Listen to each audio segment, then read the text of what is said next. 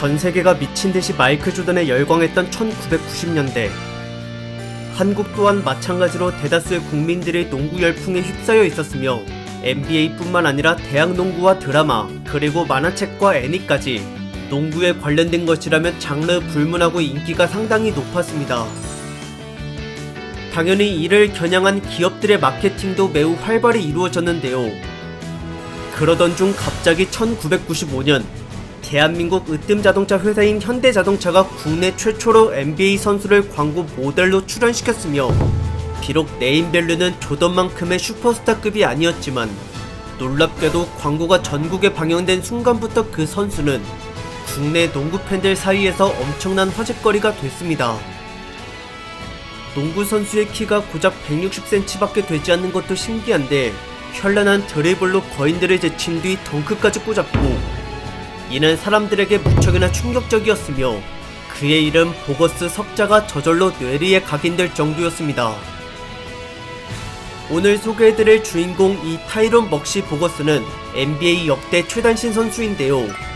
겉모습은 왜소하나 점프력과 스피드가 거인을 농락하고도 남을 만큼 대단히 뛰어났고, 가끔은 상대 슈팅을 블락으로 찍기까지 했으며 덩크 역시 광고처럼 화려하지는 않더라도 실제로 충분히 가능했다고 합니다.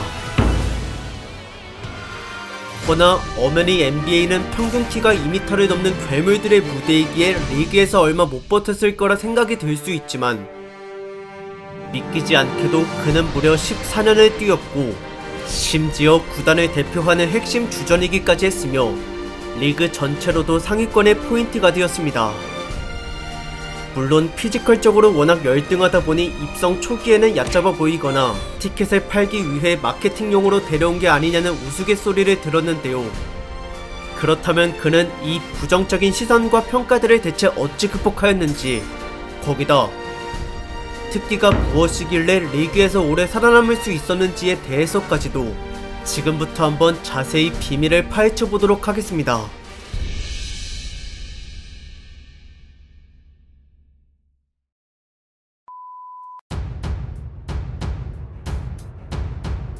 (1965년생인) 먹시 보거스는 미국 메릴랜드주의 볼티모어 출신이며 이곳은 빈민가가 많고 범죄율이 매우 높기로 악명이 자자한지라 어릴 적부터 그는 늘 위험에 노출되어 있었습니다. 길거리에는 마약꾼들이 수두룩했고 낮밤 상관없이 매일 총성이 들렸으며 심지어는 사람이 야구방망이로 맞아 죽는 걸 우연히 보게 되는 바람에 이에 따른 정신적 충격이 평생 트라우마로 남게 되었습니다. 게다가 직접적으로까지 화를 당하기도 했는데요. 어느 날 한 소년이 가게 유리창을 깨고 달아나자 주인이 그를 향해 샷건을 쐈고, 이때 하필 재수가 없게도 아무 연관도 없던 보거스가 그 자리에서 총알 파편을 맞게 돼 목숨을 잃을 뻔한 적이 있었습니다. 당시 그의 나이는 고작 5살에 불과했으며 인간의 잔혹한 면과 범죄의 진저리가 났고 자신은 절대 그런 부류의 사람이 되지 않겠다는 다짐을 하였습니다. 그래서 나쁜 환경에 물들지 않고자 초등학교에 들어가자마자 스포츠를 시작했으며 야구, 미식축구, 레슬링 등 여러가지를 배웠지만 무엇보다 가장 큰 매력을 느꼈던 종목은 농구였습니다. 허나 현실은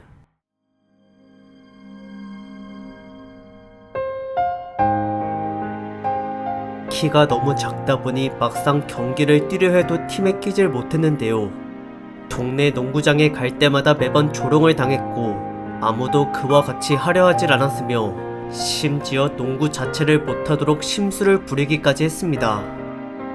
참고로 부모님 키가 아버지는 165cm, 어머니는 150cm밖에 되지 않았고 이처럼 애초에 키가 작은 유전자다 보니 어릴 적부터 보거스는 줄곧 난쟁이 취급을 받아왔었습니다. 배척당하는 자신이 무척이나 초라하게 느껴졌던 그는 한동안 매일 밤을 눈물로 지샜는데요. 그래도 어머니의 진심 어린 위로 덕분에 기운을 차릴 수가 있었으며 어떻게 해서든 농구 실력을 기르기 위해 네모난 플라스틱 우유통을 꼴대 삼아 꾸준히 연습을 했습니다. 하지만 혼자서는 엄연히 한계가 있었기에 얼마 뒤 체육관에 등록하였고 누구보다 훈련에 성실히 임했으며 그러자 작은 키를 극복하고 싶어하는 간절함이 관장님에게도 고스란히 전해졌습니다. 이에 그는 자기 일 마냥 최선을 다해 보거스를 가르쳤는데요. 휴일에도 따로 불러 개인 지도를 해줄 만큼 열정이 넘쳤고, 근력과 운동 능력부터 시작하여 드리블과 패스, 그리고 경기 운영법까지 포인트 가드 포지션으로서의 필요한 자질들을 전부 갖출 수 있도록 이끌어줬습니다. 그리고 이뿐만 아니라 어떤 시련 앞에서도 자신감을 잃지 않도록 정신교육도 단단히 해줬으며, 특히나 꿈을 가지는 것에 대한 중요성을 거듭 강조하였고, 그의 모든 가르침은 보거스를 다시 태어나게 만들었다 해도 과언이 아닐 정도로 인생과 가치관 형성에 있어 무엇과도 견줄 수 없는 크나큰 도움이 되었습니다. 체육관에서 폭풍 성장한 뒤에는 이제 그 누구에게도 무시를 당하지 않았는데요. 실력을 입증하며 동네 농구장을 휩쓸고 다녔고, 키가 작다 보니 무척이나 유명해졌으며, 과거 사람들의 비웃음은 감탄과 경외심으로 바뀌었습니다. 게다가 심지어 고등학생 때에는 미국 전역으로 명성을 떨쳤고, 3학년과 4학년 졸업반 때 단 한 번도 패배하지 않았으며, 2시즌 통틀어 59연승이라는 기상천외한 대기록을 세웠습니다. 당시 팀에는 보거스를 포함해 향후 NBA 선수가 될 유망주가 무려 4명이나 있었는데요. 대학교도 아닌 고등학교에서 이만큼의 인재를 보유한 건 참으로 희귀한 케이스였고, 더불어 훈련마저 선수들이 지옥이라 느낄 정도로 강도가 매우 높았기 때문에 실전에서 아무도 그들을 막을 수가 없었습니다. 얼마나 임팩트가 컸는지 오죽하면 지금도 미국 역사상 최고의 고교팀이라 평가를 받고 있으며, 160cm의 키로 공격을 진두지휘했던 보거스는 동료들 사이에서 존재감이 가장 컸고, 수비 또한 4학년 졸업반 때 스틸을 경기당 평균 8개나 할 정도로 상당히 대단했습니다. 이후 그는 수많은 명문 대학들의 러브콜 속에서 웨이크 포레스트 대학교를 선택했는데요. 비록 신입생 때는 향수병을 비롯해 학점과 경기력이 엉망이어서 자퇴를 고민할 정도로 절망에 빠져 있었지만, 이내 곧 필사적인 노력으로 슬럼프를 극복해 2학년부터는 팀의 핵심 자원으로 출전하였으며, 어시스트와 스틸의 평균 수치 면에서 팀 내 1등을 달성하였습니다. 그리고 3학년과 4학년 졸업반 때는 팀 내에서 뿐만 아니라 8개의 명문 대학들이 속해있는 자신의 지역구에서까지 어시스트와 스틸의 평균 수치에서 2년 모두 1등을 찍었고, 미국 대학 전체로 기준 삼았을 때는 어시스트가 3등과 4등이었으며, 그 활약상을 인정받아 끝내 보거스는 자신의 지역구 ACC 컨퍼런스에서 베스트 5로 선정이 되었습니다. 게다가 중간에는 성인 국가대표로도 뽑혀 농구 월드컵에 나간 적이 있었는데, 파죽지세로 승승장구하며 마지막 결승전까지 쉽게 올라갔고, 여기서 10개의 스틸과 5개의 어시스트로 승리에 큰 기여를 했으며, 이내 금메달을 목에 걸었습니다. 국제대회마저 이력이 화려했던 보거스는 키가 극도로 작음에도 NBA 스카우터들에게 많은 관심을 받았으며, 패스와 스틸 못지않게 득점 능력도 대학 4학년 졸업반 당시 평균 수치가 팀 내 1등일 정도로 수준급이었기에 NBA에 대한 가능성이 더욱더 긍정적으로 평가되었습니다. 이에 따라 1987 드래프트 때 그는 전체 46명 중 12번째로 비교적 일찍 이름이 불렸는데요. 지명을 해준 팀은 바로 워싱턴 블리츠였고, 이로써 보거스는 사람들의 편견에 굴복하지 않기 위해 멸시와 야유를 견뎌가며 필사적으로 단련했던 지난날의 노력들을 드디어 보상받게 되었습니다.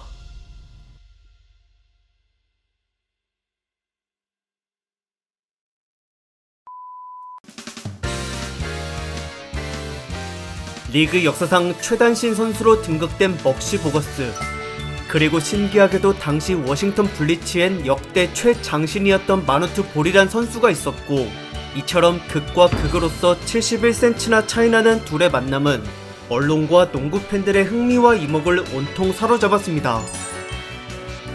그러나 한편으로는 보거스를 티켓 판매용으로 뽑은 게 아니냐는 부정적인 시각이 만연했으며, 이 키로는 도저히 NBA에서 살아남지 못할 것이란 평가가 지배적이었습니다. 실제로 그는 프리시즌 때 신장 차이로 인하여 상대의 팔꿈치에 얼굴을 찍히고 9바늘을 꿰매는 무기력한 모습을 보였는데요. 하지만 우려와는 달리 막상 정규 시즌이 되자 예상보다 경기력이 꽤나 훌륭했습니다. 벤치에서 출전했음에도 어시스트와 스틸의 평균 수치가 구단 내에서 모두 1등이었으며 더 나아가 리그의 전체 벤치 선수들 사이에서는 어시스트가 3등, 스틸이 1등이었습니다. 160cm로 키가 유독 작을 뿐더러 이제가 데뷔한 신인이었으니 동기들 사이에서 주목을 가장 많이 받게 되었고, 게다가 당시 NBA 평균 키가 201cm인데다 포인트 가드는 189.6cm였기에 더욱더 호평이 자자했으며 그의 활약을 직접 본 관중들은 놀라움을 금치 못했습니다. 그렇게 무난히 1년차를 마친 보거스는 다음 시즌을 앞두고 자신감이 넘쳤는데요. 허나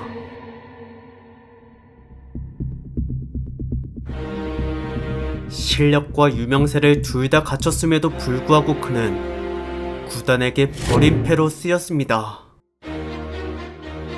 이유는 당시 리그의 샬럿 호네츠와 마이애미 히트 두 개의 팀이 새로 창단되어 이들에게 선수단을 꾸려줘야 했기 때문인데, 그걸 기존 23개의 다른 구단들의 선수들로 채워야 했으며 각 구단은 자기 팀에서 가장 중요하게 여기는 8명을 제외한 나머지 선수들을 차출하여 두 신생팀을 위한 후보군으로 내보내야 했고, 이때 워싱턴은 8명의 보호 명단에 보거스를 넣어주지 않았습니다. 즉 한마디로 그는 현재로 보나 미래 관점으로 보나 반드시 지켜야 될 핵심 자원으로는 여겨지지 않았던 것이며, 그로 인해 자기 의사와는 관계없이 샬럿과 마이애미 두 팀에서 총 23명을 뽑는 확장 드래프트 명단에 올려졌고, 여기서 6번째로 샬럿 호네츠에게 선정이 되었습니다. 허나 워싱턴에게 내쳐져 서운하긴 했어도 이내 곧 보거스는 새 구단의 창단 멤버로서 자부심을 갖고 경기에 집중했는데요. 비록 감독과 성향이 맞지 않아 주전 자리를 배정받지는 못했지만 그럼에도 어시스트와 스틸 둘 다 평균 수치가 팀 내에서 가장 높았고, 리그의 전체 벤치 선수들 사이에서도 어시스트가 1등이었으며 스틸은 2등이었습니다. 그리고 다음 시즌은 도중에 감독이 교체되어 자신의 능력을 전보다 많이 발휘할 수 있게 되었고, 덩달아 입지도 선발 멤버로 완전히 바뀌었으며 출전 시간까지 팀 내 2번째로 많이 부여받았습니다. 그렇게 한순간에 기회가 크게 찾아오자 그는 이에 보답하듯이 평균 어시스트 부문에서 리그 전체 4등을 찍는 엄청난 성과를 거두었는데요. 정상급 포인트 가드라 해도 과언이 아니었고, 당시 커리어는 고작 3년차에 불과했습니다. 한편으로 팀 성적이 계속 밑바닥이라는 게 흠이긴 했지만, 그래도 위로 차원에서 구단은 매년마다 높은 순위의 드래프트 픽을 갖게 되었으며 이걸로 잠재력 넘치는 유망주들을 영입했고, 시간이 흐를수록 구단의 경쟁력이 점차 강화되었습니다. 그렇게 하위권의 고난을 견디고 견뎌 보거스가 커리어 6년차가 되는 92-93 시즌에 이르자 드디어 샬럿 호네츠에도 전성기가 찾아왔는데요. 레리 존슨과 알론조 모닝이라는 전도 유망한 젊은 두 빅맨의 가세로 전력이 대폭 향상됐으며 피지컬이 큰데다 운동신경까지 좋다 보니 속공 위주의 빠른 템포를 선호하는 팀 컬러에 아주 잘 맞았고, 공격 못지않게 수비 역시도 매우 뛰어났습니다. 그리고 이 둘과 찰떡 호흡을 이뤘던 보거스는 패스 능력이 여전히 평균 어시스트가 리그 4등인 만큼 정확하고 매서웠으며 노루 패스를 비롯한 여러 갖가지 묘기들도 부리곤 했었고, 그 와중에 턴오버 실책은 상대적으로 빈도가 매우 적었습니다. 이는 패스 시야가 탁월해서이기도 하지만 그보다 우선적으로는 드리블이 엄청 안정적이기 때문인데요. 키가 작다 보니 드리블 높이가 극도로 낮았으며 거기다 볼핸들링마저 유연하기에 웬만해서는 절대 뺏기지 않았습니다. 더불어 리그에서 가장 빠른 선수라 여겨질 정도로 스피드가 상당했고, 근력 또한 하체로는 그 누구에게도 밀리지 않는 수준이었으며 참고로 점프력이 무려 112.5cm에 달했습니다. 영상 자료가 존재하지는 않지만 놀랍게도 그는 덩크가 가능했는데요. 과거 동료들의 증언과 본인의 인터뷰에 따르면 고등학생과 대학생 시절에 훈련 도중 덩크를 성공한 적이 있었고 실전에서만 시도하지 않을 뿐이지 NBA에서도 연습 때에는 종종 덩크를 했었다고 합니다. 무리해서 쇼맨십을 하기보단 비교적 안전하게 미들슛과 레이업으로 득점을 올렸으며 물론 이마저도 상대 수비를 이겨내기가 쉽지 않았지만 돌파와 슈팅에 워낙 일가견이 있다 보니 평균 득점에서 두 자리를 거뜬히 기록해냈습니다. 또한 그는 의외로 수비에서까지 맹활약을 보였는데요. 물론 극심한 키 차이 때문에 상대 슈팅을 막기는 어려웠으나 대신 이 부분에서의 구멍을 스틸로 메꾸었고 날렵한 손놀림과 왕성한 활동량을 기반으로 쉴 새 없이 적을 괴롭히며 정신이 혼란스러워진 틈을 타 공을 낚아챘습니다. 주로 앞에서 대놓고 압박을 하곤 했지만 기회가 될 때는 몰래 뒤에서도 스틸을 시도했으며 키가 작아 상대 입장에서는 시야에 잘 보이지 않다 보니 예상치 못하게 눈뜨고 당하는 경우가 은근 많았습니다. 참고로 이 스틸 능력은 과거 어릴 적부터 발현된 재능이었고 더불어 그의 이름과도 관련이 있는데요. 사실 먹시보거스의 먹시는 본명이 아니라 별명이며 조그만한 주제에 공을 너무 잘 뺏어서 동네 애들에게 얄밉고 깐죽스럽게 비춰졌었고 때마침 당시 어느 한 TV 프로그램에 등장하는 인물들 중 키가 작고 영악한 먹시라는 캐릭터와 이미지가 비슷했기에 주변 친구들이 보거스를 먹시라 불렀다고 합니다. 애칭이 진짜 이름처럼 굳어질 정도로 스틸 실력이 항상 대단했으며 직접 손으로 뺏는 것뿐만 아니라 패스에 대한 예상 경로와 상대 선수의 심리를 잘 파악해 중간에서 공을 가로채기도 하였고 이와 같이 그는 영리하고 집요하게 압박하며 수비에서 나름 제 몫을 했습니다. 그리고 드물지만 점프력이 높다 보니 블락을 찍는 진귀한 장면이 나오기까지 했으며 포지션 상관없이 센터에게도 과감히 들이댔었고 하물며 실제로 워싱턴 소속일 때에는 최장신 마누트 볼과의 1대1 연습 경기 도중 그의 슈팅을 블락해 굴욕을 안겨준 적도 있었습니다. 구단의 전폭적 지지 아래 팀 전술의 핵심을 담당했던 보거스는 레리 존슨과 알론조 모닝을 대동하며 화끈한 농구를 선보였는데요. 그들은 상대 수비 진영을 사방팔방으로 휘젓고 다니며 매 순간마다 빈틈을 노렸고 공격 제한 시간 24초를 다 소비한 적이 없을 정도로 항상 빠르게 득점 기회를 창출했으며 속공 때는 더더욱 그 어떤 상대도 걷잡을 수 없을 만큼 전광석화였습니다. 경기당 평균 팀 득점이 무려 110.1점이었고 이 수치는 리그 전체 27개의 구단들 중 2등이었으며 다들 플레이가 매우 역동적이고 패기가 넘쳤기에 농구 팬들 사이에서의 인기가 급격히 수직 상승하였습니다. 게다가 팀 성적도 구단 역사 처음으로 승률 50%를 넘겨 동부 5등에 올라섰고 이에 따라 마침내 드디어 플레이오프 무대를 밟게 되었는데요. 허나 하필 첫 번째 1라운드 상대가 최다 우승 횟수 기록을 보유 중인 전통 강호 보스턴 셀틱스였으며 그 명성답게 공수 양면에서 흔들림 없는 경기력을 보였고 반면 샬럿은 1차전에 보거스가 어시스트를 무려 15개나 올렸음에도 불구하고 팀 전체적으로 수비에서 실책이 너무 많았기에 결국 11점 차의 패배를 당하고 말았습니다.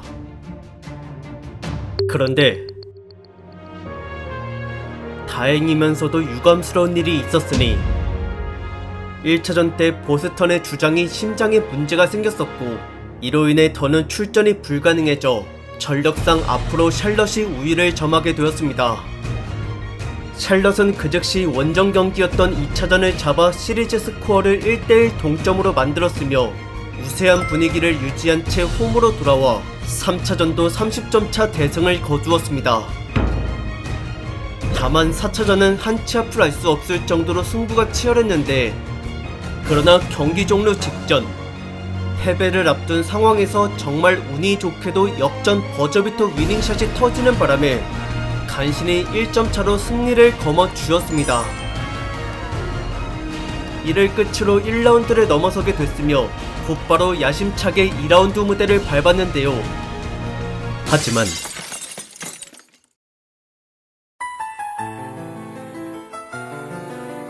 아무래도 플레이오프가 처음이다 보니 우승 경쟁의 극심한 중압감을 이겨내기가 쉽지 않았고, 한편 상대로 나온 뉴욕 닉스는 풍부한 경험을 바탕으로 전력과 전술 만반의 준비가 갖춰져 있었으며, 이 같은 차이 때문에 결국 샬럿은 시리즈 스코어 1대4로 참담히 탈락하였습니다. 그래도 굴욕을 계기로 다들 한층 더 성장하게 되었고, 보거스 같은 경우 다음 93-94 시즌의 폼이 최고 절정을 찍었는데, 출전 시간을 팀 내에서 가장 많이 부여받았으며 기대에 부응하여 기어코 어시스트 개수 부문에서 평균 10.1개로 리그 전체 2등을 달성했고, 동시에 평균 득점까지 두 자릿수를 기록하는 놀라운 성과를 냈습니다.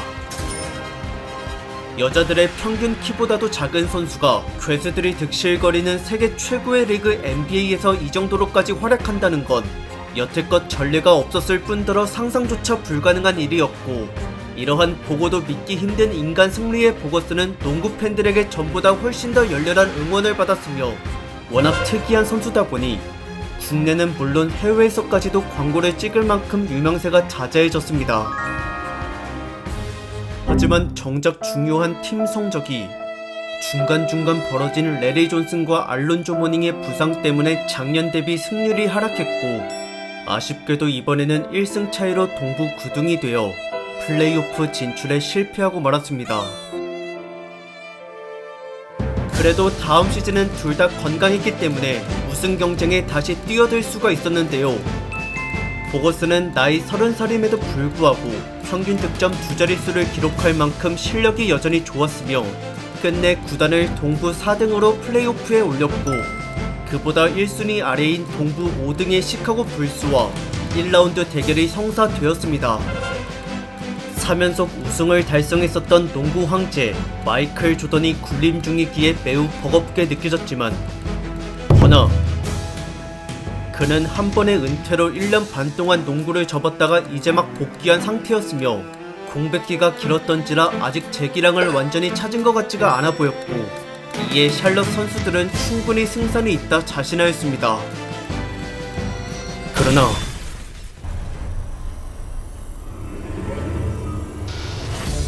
막상 붙어보니 조던을 도저히 감당할 수가 없었는데요. 1차전 때 그는 혼자서만 48득점을 때려 박으며 날뛰었고, 슈팅 성공률조차 58%로 효율성이 장난 아니었으며, 정녕 슈다운 사람이 맞나 싶을 정도로 믿기지 않는 경기력이었습니다. 샬럿도 어떻게든 공격으로 점수차를 메꾸며 겨우 따라잡아 연장까지 갔지만 결국은 수비가 허술하여 패배를 면치 못했고, 두 번째 경기에서는 17점 차로 대승을 거둬 희망이 보이는가 싶더니 되려 3차전을 23점 차로 대패하고 말았습니다. 시리즈 스코어가 1대2로 이제는 더 이상 물러날 곳이 없었기에 4차전은 반드시 이겨야만 했는데요.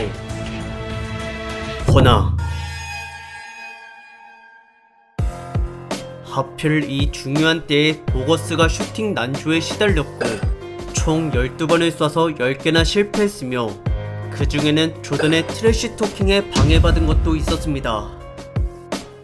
당시 상황은 경기 종료까지 3분여가 남은 4쿼터에 점수는 76대 76으로 박빙이었고, 한 점 한 점이 중요하다 보니 신중해야 했으며, 일단 상대 수비진을 교란시켜 오픈 찬스를 잡는 데까지는 성공하였습니다. 하지만 슈팅하려는 그 순간 쏴봐 이 빌어먹을 난쟁어 라는 조던의 인신공격이 날라왔는데요.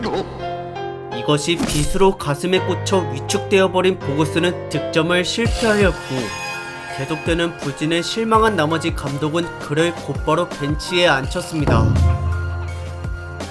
그리고 보거스가 놓친 그 2점은 어느 정도 원인이 되어 끝내 샬럿이 1점차 간발의 차이로 패배하는 결과를 초래하고 말았으며, 이에 따른 여파로 조던의 트래쉬 토크가 마치 저주처럼 한동안 머릿속을 맴돌았다고 합니다.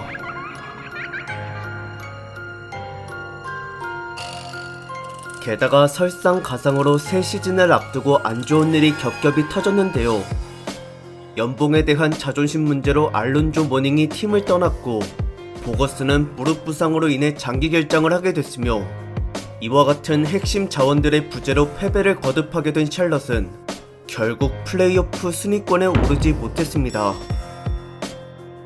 심지어 이후 레리 존슨마저 이적하는 바람에 3인방이 완전히 해체되어 버렸고 그나마 유능한 선수들을 잘 데려왔기에 다음 시즌 때 플레이오프 진출만은 성공했지만 정작 1라운드에서 단 1승도 거두지 못한 채로 무기력하게 무너졌습니다.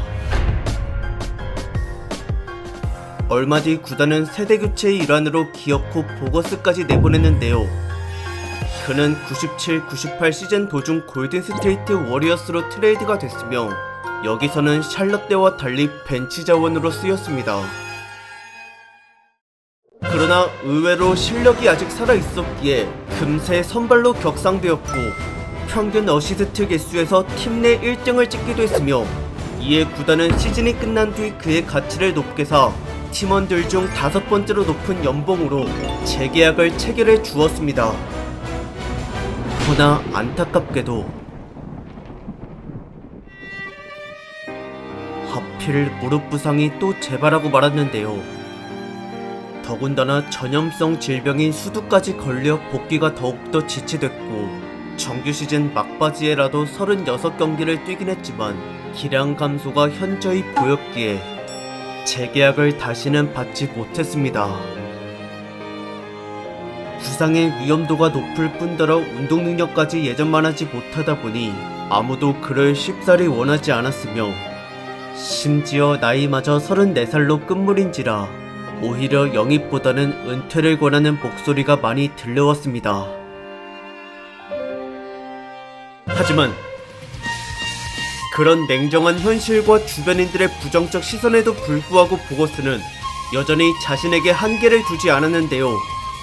오프시즌 동안에는 매일마다 재활치료와 피지컬 단련 그리고 개인 연습에 하루 온종일을 투자했고 그렇게 자신을 갈고 닦은 뒤에는 여러 구단들의 입단 테스트를 받으며 아직 충분히 현역임을 증명하였습니다. 그만큼 커리어를 이어가고 싶은 열망이 무척이나 절실했으니 피나는 노력 끝에 보거스는 마침내 토론토 랩터스와 계약이 성사됐으며 비록 벤치 자원의 연봉은 팀 내에서 거의 꼴찌 수준이었지만 실제로 경기에 투입시켜본 결과 그의 활약상은 몸값 대비 최소 4배 이상이었습니다. 한 번은 과거 전성기 시절에 기록했었던 커리어 하이 24득점을 또 달성해낸 적이 있었는데요. 이처럼 나름 기대 이상이었기에 출전 시간을 팀 내에서 6번째로 많이 부여받아 경기당 평균 21.6분을 뛰었고 벤치 멤버 한정에서는 이 수치가 1등이었으며 그에 걸맞게 평균 어시스트도 주전을 제외하고는 가장 높았습니다. 게다가 또 하나의 대단한 사실은 무려 정규 시즌을 80경기나 소화했다는 것이고 거기다 플레이오프까지 3경기를 마저 다 뛰었으며 아쉽게 1라운드 탈락으로 끝이 났지만 어쨌든 이와 상관없이 보거스에 대한 부상 우려는 많이 줄어들었습니다. 그러자 뜻밖에도 토론토 랩터스에게 말년임에도 불구하고 4년씩이나 되는 장기 계약을 받았는데요. 허나 기쁨도 잠시. 새로운 시즌을 맞이한 지 얼마 안 될 그는 또 무릎 부상으로 장기 결장을 하게 됐으며 이제는 정말 몸이 한계에 다다랐기에 치료가 끝나도 선수 활동은 전망이 어두웠습니다. 그래서 할 수 없이 구단은 시즌 도중 보거스를 뉴욕 닉스로 트레이드 시켰고 뉴욕도 시즌 종료 후에 트레이드로 그를 댈러스 매버릭스에게 넘겼습니다. 커리어에 대한 열정이 아직 남아있었지만 본인도 이제는 앞으로의 건강을 생각하기로 했는데요. 안 그래도 당시 어머니가 암투병 중이셨기 때문에 심적으로도 경기를 뛰기가 힘들었으며 간병을 위해 그는 은퇴를 선언하였고 고향으로 돌아가 마지막 임종까지 어머니의 곁을 지켜드렸습니다.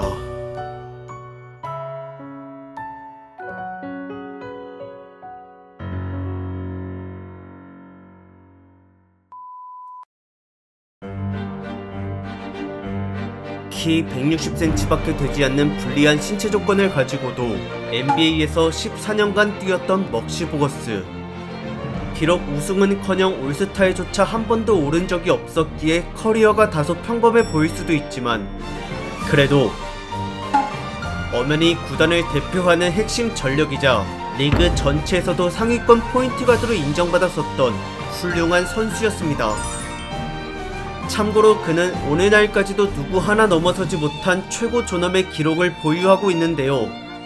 그건 바로 ATR이라 불리는 턴오버 대비 어시스트 비율이며, 진정 얼마나 효율적이고 안정적인 포인트 가드였는지를 가늠할 수 있는 척도입니다. 보통은 3.0이 준수한 편이지만 먹시 보거스는 한창 때 매년 5.0을 기본으로 넘겼고 한 번은 거의 6.0에 육박했던 시즌도 있었으며, 샬럿 호네츠의 팀 전술 특성상 속공 위주의 빠른 템포라서 실책을 많이 저지를 법도 하지만, 의외로 실제 그는 공을 운반하고 수없이 패스를 뿌리는 와중에도 턴오버가 매우 적었습니다. 참고로 9시즌 연속 어시스트 왕에 통산 어시스트 개수마저 1등인 존 스탁턴이란 패스계 제왕조차도 ATR이 5.0을 넘은 시즌은 단 한 번도 없었는데요. 반면 보거스는 5번이나 5점대를 기록했고, 이는 리그 역대 최다 횟수이며, 심지어 더 놀라운 사실은 그 5번 중 하나가 35살인 말년의 토론토 랩터스에서 뛰었던 시즌이라는 겁니다. 더불어 커리어 통산 기준에서까지도 ATR이 현재까지 1등이고, 게다가 단 한 번의 턴오버 없이 10개 이상의 어시스트를 기록한 판수에서는 총 46번으로 리그 역대 2등이며, 이것이 정녕 160cm로 가능한 업적인지 보고도 믿지 못할 정도입니다. 다만 득점에서는 아쉽게도 작은 키의 단점을 완전히 극복해내지 못했는데요. 특히나 점프슛을 할 때면 타점이 워낙 낮다 보니 블락과 시야 방해를 비롯한 수비수의 견제를 쉽사리 이겨내지 못했고, 더군다나 공을 던지기까지의 슈팅 과정도 그닥 엄청나게 빠른 편이 아니라서 상대 선수와의 거리가 충분히 벌어져 있다 해도 맘 놓고 슛을 시도하기는 애매했습니다. 그런 중압감 때문에 3점 같은 경우에도 야투 개수가 매우 적었으며, 거기다 성공률마저 극도로 낮았고, 레이업과 돌파를 제외하고는 득점에 관해서 달리 뾰족한 수가 없었습니다. 하지만 오히려 그러한 점이 포인트 가드로서의 자질을 향상시켜줬다고 볼 수 있는데요. 자기 스스로 객관화가 잘 되어 있었기에 득점에 욕심부리기보단 패스에 더 집중하였으며, 이 같은 마음가짐은 결국 오랫동안 커리어를 유지하게 해줬을 뿐만 아니라 역대 최고의 안정감을 자랑하는 포인트 가드로까지 거듭나게 만들었고, 보거스는 오늘날까지도 인간 승리의 표본으로서 활약상이 자주 회자되고 있습니다. 그 역시도 스스로 자신의 성공담을 담은 자서전을 쓰거나 자국 내 여러 지역과 해외를 돌며 대중들에게 강연을 하였고, 인생의 목표를 찾는 방법과 노력을 얼마나 쏟아야 되는지에 대한 현실적인 조언을 아끼지 않았으며, 주변의 비웃음으로 꿈이 흔들리고 있는 사람들에게 용기와 동기부여를 심어주었습니다. 그리고 한편 은퇴 후에도 농구의 길을 계속 걸어갔고, 미국 여자 프로리그와 고등학교에서 감독으로 활동을 했었으며, 더불어 농구 교실도 주기적으로 열어 많은 아이들을 가르쳐 왔습니다. 경제활동에 관해서는 사업과 투자로 나름 크게 성공을 하였는데요. 주로 광고와 부동산 업계에 종사를 했었고, 한때 전세계적으로까지 유명세가 자자했던 현역 시절의 명성이 사업 파트너십에 큰 도움이 됐다 하며, 샬럿 호네츠와도 2014년부터 홍보대사로 임명돼 좋은 관계를 유지하고 있습니다. 게다가 그는 자신의 이름을 걸고 장학재단을 설립하여 부르 이웃과 스포츠에 유망한 학생들을 금전적으로 도와줬고, 현재까지도 자선활동을 꾸준히 이어가고 있습니다. 이처럼 비록 겉모습은 왜소하지만 몸속에 내재되어 있는 근성과 인성, 그리고 농구에 대한 열정만큼은 그 누구보다도 거대한 선수였는데요. 샬럿 초창기 팬들은 공격진을 진두지휘하던 위풍당당한 그의 모습이 아직까지도 기억 속에 또렷이 각인되어 있다고 하며, 직접 상대해 봤었던 과거 적팀 선수들도 보거스에게 스틸과 돌파를 당한 일을 떠올릴 때마다 한치의 과장 없이 지금도 간담이 서늘하다고 합니다. 한간에서는 언젠가 제2의 마이클 조던이 나올 수 있을지는 몰라도 먹시보거스의 재림만은 거의 불가능이라 여겨지고 있는데, 수비에 대한 약점과 부상 등 실제로 드러난 부정적인 측면들이 데이터로 많이 쌓여서 이제는 단신 선수를 뽑지 않는 추세지만, 그럼에도 훗날 만약에 160 초반대의 스타 선수가 등장한다면 먹시보거스가 뛰던 그 시절 낭만을 느낄 수가 있으니 언더독을 선호하는 제 개인적인 취향상 진정으로 광팬이 될 것 같습니다.